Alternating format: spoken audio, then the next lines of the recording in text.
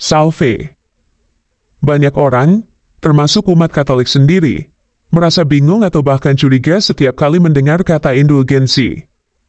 Bagi sebagian kalangan di luar gereja, terutama dari komunitas Protestan, indulgensi sering dianggap sebagai bukti kesesatan masa lalu gereja, seolah-olah pengampunan dosa bisa dibeli dengan uang. Ada juga yang langsung teringat pada Johann Tetzel dan slogan legendarisnya, "Begitu koin jatuh ke peti, jiwa keluar dari api penyucian." Tapi, benarkah ajaran Katolik seperti itu? Apakah indulgensi memang surat sakti yang bisa menebus dosa? Ataukah justru sebaliknya? Indulgensi adalah bentuk nyata dari belas kasih Allah yang sering disalahpahami? Dalam video ini, tim Katolik harus tahu akan mengupas secara jujur dan menyeluruh apa sebenarnya yang dimaksud dengan indulgensi, dari ajaran resmi gereja, sejarah penyalahgunaannya, sampai bagaimana umat Katolik hari ini bisa memahami dan menghayatinya dengan benar. Mari kita bahas. Aku percaya akan Roh Kudus, Gereja Kristus yang kudus, persekutuan para kudus, pengampunan dosa, kebangkitan badan, kehidupan yang kekal. Amin.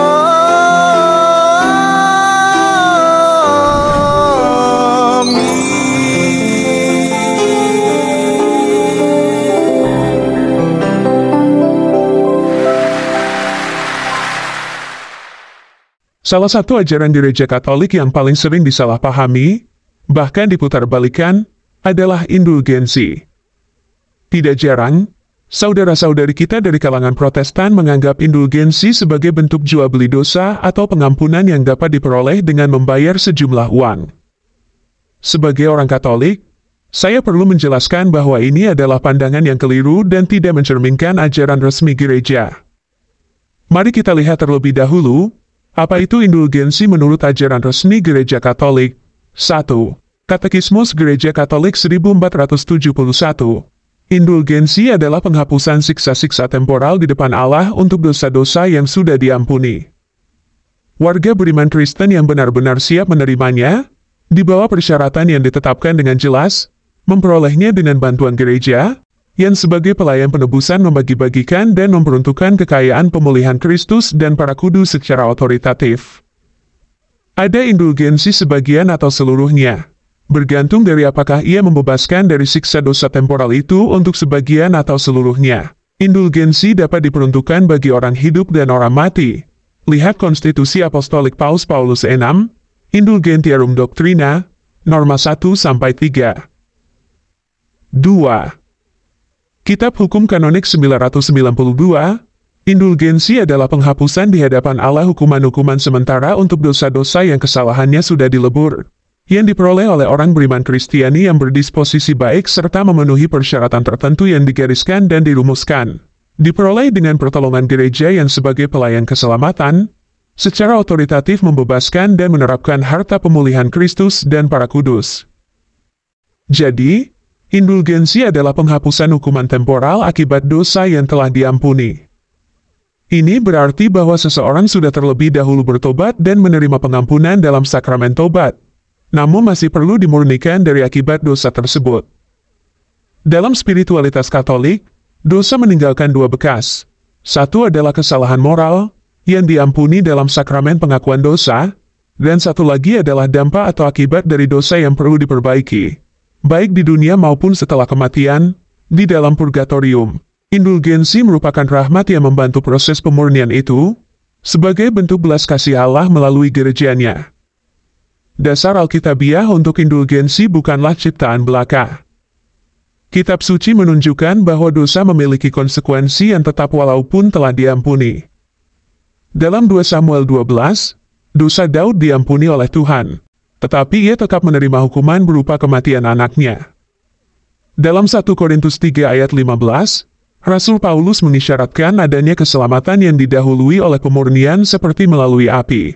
Indulgensi bukanlah jalan pintas menuju surga, tetapi sebuah sarana rohani yang membantu umat untuk bertumbuh dalam kekudusan melalui kerjasama dengan rahmat Allah dan persekutuan dengan tubuh mistik Kristus. Ada dua jenis indulgensi, penuh dan parsial.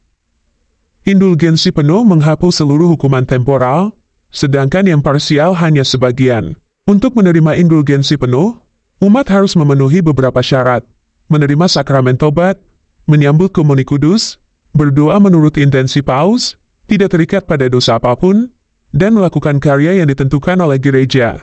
Misalnya adorasi sakramen Maha Kudus selama 30 menit, mendaraskan rosario secara devosional, ziarah ke tempat suci, dan lain-lain.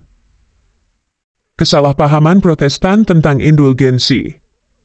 Sejumlah orang berpandangan bahwa dulu di sekitar abad 14 hingga 16 terjadi jual beli surat indulgensi agar memperoleh pengampunan dosa, sehingga Martin Luther memprotesnya. Namun pandangan ini tidak benar, justru karena dari definisinya saja, tidak cocok. Sebab indulgensi tidak diberikan agar dosa-dosa diampuni, tetapi sebaliknya, dosa-dosa itu harus diakui terlebih dahulu dalam sakramen pengakuan dosa, dan baru ketika dosa-dosa itu sudah diampuni, orang yang bersangkutan dapat memperoleh indulgensi, jika syarat-syarat lainnya dipenuhi. Memang, di abad pertengahan sampai abad 16 gereja sedang membangun Basilika Santo Petrus. Harus diakui, bahwa mungkin saja ada penyimpangan dalam penerapan ajaran indulgensi, tapi ini tidak menghapus akan kebenaran bahwa gereja mempunyai kuasa untuk memberikan indulgensi. Jika kita membaca catatan sejarah, kemungkinan inilah yang terjadi.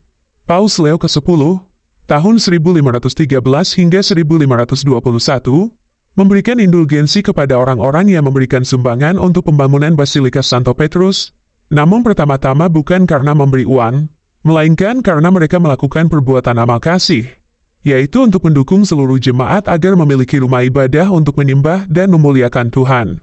Namun untuk memperoleh indulgensi tersebut, mereka harus memenuhi syarat lainnya, contohnya seperti mengaku dosa dalam sakramen tobat, menerima komuni, mendaraskan doa tertentu, berpuasa atau mati raga, dan memberi sedekah, yang semuanya harus dilakukan dengan sikap hati yang benar. Seorang pengkhotbah Dominikan, bernama Johann Tetzel diutus berkhotbah ke Jüterbog, Jerman. Amal dan derma yang selalu menjadi salah satu ungkapan perbuatan kasih, lihat Injil Matius 6 ayat 2, menjadi temanya, demi menggalang dana untuk pembangunan Basilika, dan ini dikaitkan dengan indulgensi. Sayangnya, Tetzel membuat suatu pantun yang memang dapat disalahartikan, karena berbunyi seperti ini, begitu terdengar bunyi koin emas di kotak, bangkitlah jiwa menuju surga. Maka kesannya, seolah-olah orang didorong untuk menyumbang supaya dapat masuk surga, atau jiwa-jiwa orang yang telah meninggal yang mereka doakan langsung akan dapat masuk surga. Padahal, jika kita membaca tentang ajaran indulgensi, terlihat bahwa yang dihapuskan dengan indulgensi itu adalah siksa dosa temporal dari dosa-dosa yang sudah diampuni melalui sakramen taubat dan bukan untuk dosa yang belum diakui. Dan karena itu, belum diampuni, apalagi membebaskan seseorang dari siksa dosa dari dosa yang belum dilakukan. Atau, jika doa ditujukan bagi jiwa orang yang sudah meninggal, tetaplah pada akhirnya Tuhan yang memutuskan apakah jiwa itu sudah siap beralih ke surga atau belum. Dan bukan atas jasa perbuatan orang yang memasukkan sumbangan ke dalam kotak. Sebab, yang berkuasa mengampuni dosa dan membawa jiwa-jiwa ke surga tetaplah Kristus. Hanya Tuhanlah yang mengetahui apakah syarat perolehan indulgensi penuh itu sungguh terpenuhi. Sebab indulgensi penuh, yang mengakibatkan jiwa di purgatorium dapat dibawa ke surga, mensyaratkan bahwa orang yang mendoakannya tidak mempunyai ketidakkerikatan terhadap dosa apapun. Maka kita sendiri tidak dapat tahu dengan persis, apakah kita dapat memperoleh indulgensi penuh, hanya Tuhanlah yang mengetahuinya. Jadi, perbuatan apapun yang kita lakukan tidak dapat menggantikan peran Kristus untuk menyelamatkan seseorang. Doktrin indulgensi ini terkait dengan ajaran tentang sakramen taubat, api penyucian, dan mendoakan jiwa-jiwa umat beriman yang sudah meninggal. Doktrin-doktrin ini kemudian ditolak oleh gereja-gereja Protestan. Telah disebutkan, kemungkinan terjadinya penyimpangan dalam penerapan ajaran indulgensi di abad 15 sampai 16 itu. Inilah yang mengundang protes Martin Luther. Dalam 95 tesis yang diletakkan di pintu gereja tersebut tak lama setelah Tetzel datang. Di tesis nomor 27 Luther memprotes pantun Tetzel. Pada tesis nomor 50 serta 86, Luther juga memprotes pembangunan Basilika Santo Petrus, tapi agak tidak nyambung sih.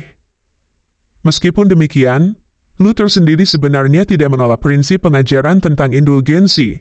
Ia hanya menentang penerapannya.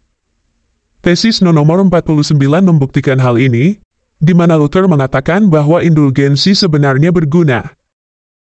Kemungkinan karena adanya risiko penyimpangan sehubungan dengan pelaksanaan ajaran tentang indulgensi yang melibatkan sumbangan dana kepada gereja, maka dalam Konsili Trente, yang dilaksanakan tahun 1545 hingga 1563, Paus Pius kelima membatalkan segala peraturan indulgensi yang melibatkan transaksi keuangan. Maka sampai sekarang, sumbangan kepada gereja tidak termasuk dalam perbuatan yang disyaratkan untuk memperoleh indulgensi. Namun demikian, hal tersebut tidak mengubah fakta bahwa gereja tetap mempunyai kuasa untuk melepaskan umat dari siksa dosa temporal akibat dari dosa-dosa yang sudah diakui dalam sakramen pengakuan dosa. Jadi pengampunan dosa tidak pernah diperjualbelikan atau for sale seperti yang dituduhkan orang-orang Protestan. Meskipun indulgensi di abad ke-16 itu dapat diperoleh dengan menyumbang, namun hati yang bertobat, mengaku dosa dalam sakramen pengakuan dosa, dan segala persyaratan religius lainnya harus ditepati agar indulgensi tersebut dapat diberikan. Jadi, bukan semacam membeli surat dan setelah itu dosa diampuni. Indulgensi bukan untuk menggantikan peran sakramen pengakuan dosa. Indulgensi berkaitan dengan penghapusan siksa dosa sementara untuk dosa-dosa yang sudah diampuni, yang dapat dimohonkan untuk diri kita sendiri maupun untuk jiwa-jiwa orang-orang yang sudah meninggal yang kita doakan. Perlu ditegaskan sekali lagi, Gereja Katolik tidak pernah, pada tingkat magisterium atau ajaran resmi, mengajarkan bahwa indulgensi dapat dibeli dengan uang. Apa yang terjadi dalam kasus-kasus seperti Tetzel adalah penyalahgunaan pastoral yang sangat disesalkan, dan bukan doktrin Gereja Katolik. Kesalahan personal ini akhirnya dikoreksi secara resmi oleh Konsili Trente yang dilaksanakan pada tahun 1545 dan 1563, yang dengan sangat jelas menyatakan bahwa indulgensi adalah rahmat rohani yang tidak dapat diperjualbelikan. Setelah Konsili Trente, Gereja mengambil langkah-langkah tegas untuk menghilangkan segala bentuk penyalahgunaan dalam hal indulgensi. Paus Paulus ke-6 dalam dokumen Indulgentiarum Doctrina pada tahun 1967, kembali menegaskan bahwa indulgensi tidak pernah berkaitan dengan keuntungan materi dan murni merupakan sarana spiritual bagi pertobatan dan pemurnian jiwa. Dalam hukum gereja saat ini, lihat Kitab Hukum Kanonik 994 hingga 997, indulgensi dipahami sebagai bagian dari ekonomi rahmat, bukan transaksi duniawi. Bagi umat Katolik, indulgensi adalah bagian dari spiritualitas belas kasih. Dalam tubuh mistik Kristus, kita saling menopang umat di dunia, jiwa-jiwa di api penyucian, dan para kudus di surga. Indulgensi memungkinkan kita berpartisipasi dalam kekayaan rohani gereja, yakni jasa-jasa Kristus dan doa dari Bunda Maria, dan para kudus, yang dilimpahkan kepada mereka yang membutuhkannya, baik bagi diri sendiri maupun bagi jiwa-jiwa yang telah meninggal. Saudara-saudari dari Protestan menolak purgatorium, persekutuan para kudus, serta otoritas gereja untuk memberikan indulgensi. Namun, kita bisa mengajak mereka melihat bahwa semua ajaran ini berakar pada Alkitab dan tradisi suci, yang merupakan warisan gereja sejak zaman para rasul. Purgatorium bukanlah hukuman tambahan, tetapi anugerah pemurnian agar jiwa dapat melihat Allah muka dengan muka. Indulgensi hanyalah wujud dari cinta kasih Allah yang tak ingin seorang pun binasa, melainkan semua disucikan sepenuhnya.